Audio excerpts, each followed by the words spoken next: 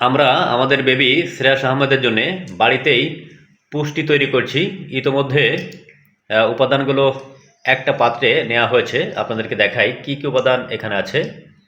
এখানে আছে সিদ্ধ চাউল 4 কাপের 3 কাপ, আছে পোলাও চাউল 4 কাপের 3 কাপ, আছে মুসুরির ডাউল 2 কাপ, আছে বুটের ডাউল 1 কাপ, ভুট্টা ভাঙা 1 কাপ, মুগের ডাউল 1 কাপ, 4 কাপের 1 কাপ, আছে গম 4 কাপের 1 কাপ, আছে বাদাম 1 কাপের একটু কম, এদিকে আছে কাঠবাদাম আর হচ্ছে কাজু বাদাম।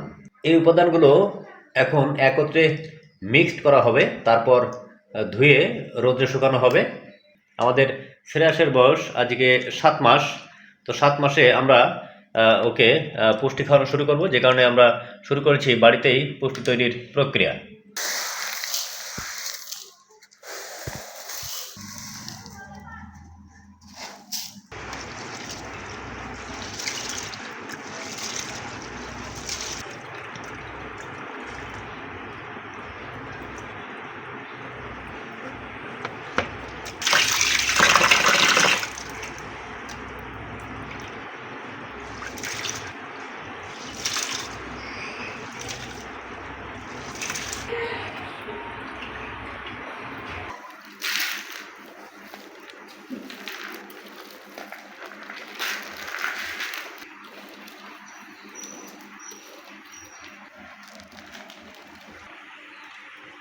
উপাদানগুলোকে মিক্সড করে তারপর ধুয়ে পরিষ্কার করে এখন কড়া রৌদ্রে শুকাতে দিলাম।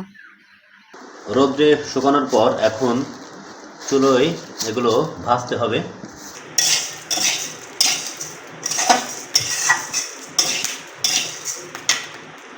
এভাবে কড়াইতে অল্প অল্প করে নিয়ে পুরো উপাদানগুলো ভেজে ফেলা হচ্ছে, যেন খুব বেশি ভাজা না হয়, অর্থাৎ মুড়মুড়িয়ে ভাজা যাকে বলে সেরকম যাতে না হয়। এখন আমরা ব্লেন্ডারে সমস্ত উপাদান গুঁড়ো করব বা ব্লেন্ড করব।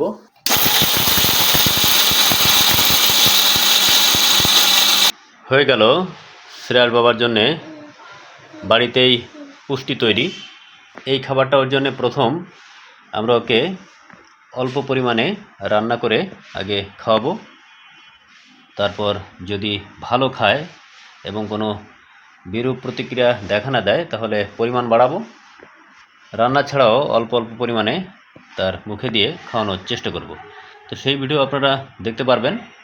অবশ্যই চ্যানেলটার সাথে থাকবেন, ভিডিওতে লাইক করবেন, কমেন্ট করবেন, শেয়ার করবেন। ধন্যবাদ সবাইকে।